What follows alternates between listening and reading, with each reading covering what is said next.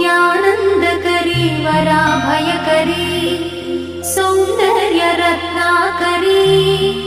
निर्धूताखिल पापनाशनकरी प्रत्यक्ष माहेश्वरी प्राणेयाचलवंशपावनकरी काशीपुराधीश्वरी